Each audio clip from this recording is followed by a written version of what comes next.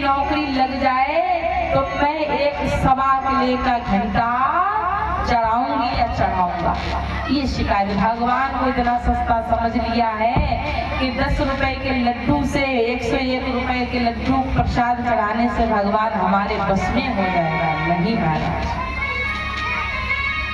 भगवान अगर बस में हो जाए ना तो ये मानव बक्से में बंद करे भगवान को और कहे कि जब मैं निकालूंगा तभी भोजन करोगे, हम जो कहेंगे वही करोगे।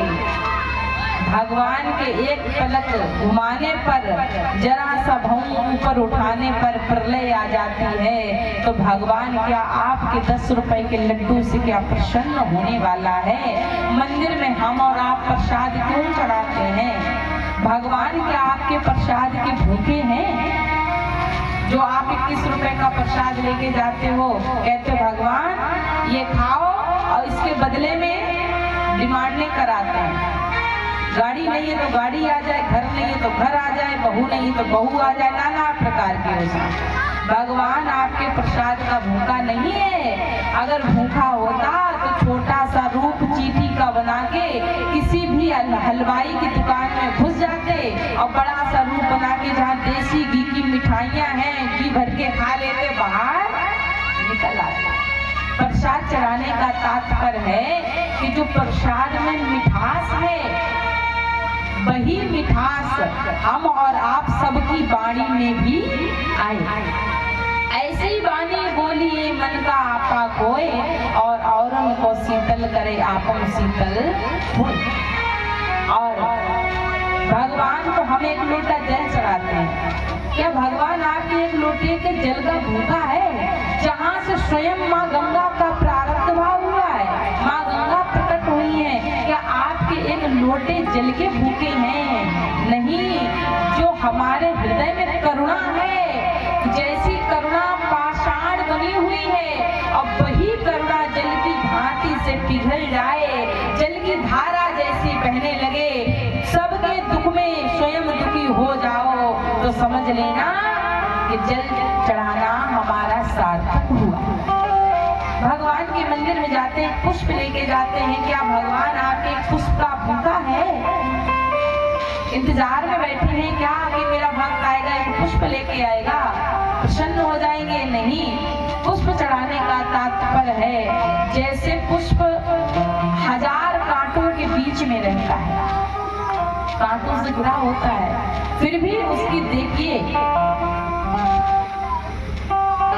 उसे देखिए वो क्या करता है, उसकी विशेषता देखिए, वो मुस्कुराता है। 1000 कांटों के बीच में है लेकिन फिर भी मुस्कुरा रहा है। और हम लोगों के पास जरा सा कष्ट आ जाए तो अरे भगवान कल से मंदिर नहीं आएंगे, मंदिर आना बंद, प्रसाद चढ़ाना बंद। और पुष्प लेके जाते हैं मंदिर में, 1000 कांटों के बीच में है फिर भी वो मुस्कुरा रहा है। तो सुख भी आएंगे जीवन में, दुख भी आएंगे, लेकिन मुस्कुराना नहीं भूलना चाहिए। सबसे बड़ी उपलब्धि है, सबसे बड़ी बात है कि मनुष्य अपने आप को इस जीवन में प्रसन्न रखे, मुस्कुराता हुआ चेहरा रखे, सबसे बड़ी बात है। मुस्कुराओगे तो पड़ोसी बोल जाएगा, है भैया बड़े मुस्कुरा रहे हो, क्या बात है? मुस्कुराइए, जहाँ उचित हो वहाँ मुस्कुराइए, जहाँ किसी मातम में गए हैं वहाँ नहीं मुस्कुराना। अगर वहाँ भी मुस्कुराओगे तो झगड़ा पक्का हो जाएगा कि यहाँ तो मातम में आए हो कि मुस्कुराने आए हो। और मंदिर में हम सब अगरबत्ती धूपबत्ती लगाते हैं, वो क्यों लगाते हैं?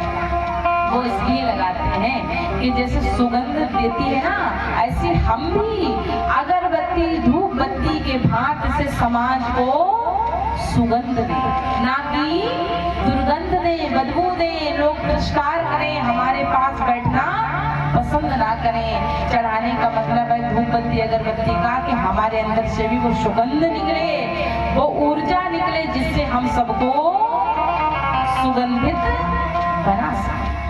अब मानव शिकायत भगवान से करते हैं, लेकिन मैया कहते हैं मुझे दुख चाहिए, उसके सिवा कुछ नहीं चाहिए, आपकी याद चाहे।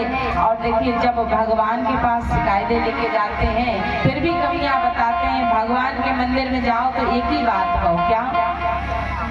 मुझे मेरे मालिक तूने बहुत कुछ दिया है, तेरा शुक्रिया है, तेरा शुक्रिया है।